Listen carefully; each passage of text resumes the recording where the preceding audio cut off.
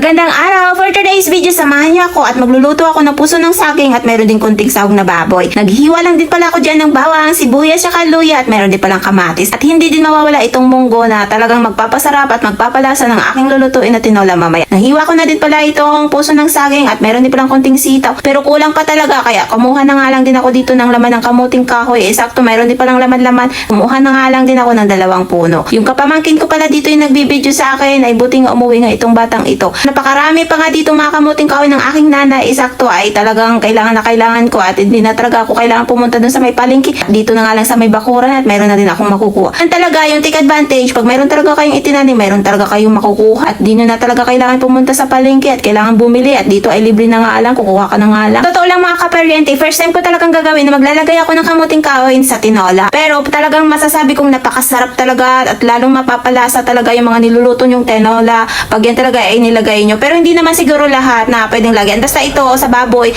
ay pwede talaga sa mga tinola. At subukan ko na talaga siya at sobrang sarap din pala talaga. At talagang malalasahan mo talaga itong kamuting kahoy at lalo talagang mapapasarap talaga yung iyong tinola. Naisipan ko pala magluto ng tinola, gawa nga nang umuwi nga yung aking pamangkin at makatikim-tikim nga lang yung batang ito ng mga sabaw-sabaw. Doon kasi sa city ay talagang bumibili nga lang yung mga noodles or kaya mga dildilata. At sabi ko sa kanya para makatikim din siya ng mga tinola at iba talaga yung lutong bahay dito sa probinsya. Sa bumili ka sa mga sa city o sa mga syudad-syudad na diyan, iba talaga yung luto pag lutong bahay talaga, lalo na pag yung nagluto is may kasama talagang pagmamahal, ay talagang napakasarap talaga niya. At nakabalik din pala ako dyan agad at pagkarating ko nga, ayun, hiniwa ko na nga lang din na malilit itong kamuting kahoy. Naisipan ko din palang ihawin itong mga baboy na yaan para hindi masyadong mamantika yung aking tinola at hiniwa ko na nga lang din siya ng maliliit para magkasya nga sa amin. Ito nga yung nanay ko, sabi ko nga sa kanya, ba't kailangan niya pa magbutas-butas din ng mga plastic bottle? At sabi nga niya, kagamitin nga daw niya doon sa may punla ng kamatis. At sabi ko sa kanya, sakto, ay lagi tayong nagamit ng kamatis at makalibre na nga lang pag mabuhay nga ang lahat. At sana nga mabuhay, ay sobrang mahal pa naman minsan ng kamatis ay para talagang makalibre na nga. At ayan na nga, sa mga oras na yan, ako ay naggisa na nga ng bawang, sibuyas, at luya. Nahulog pa nga yung isang kamatis.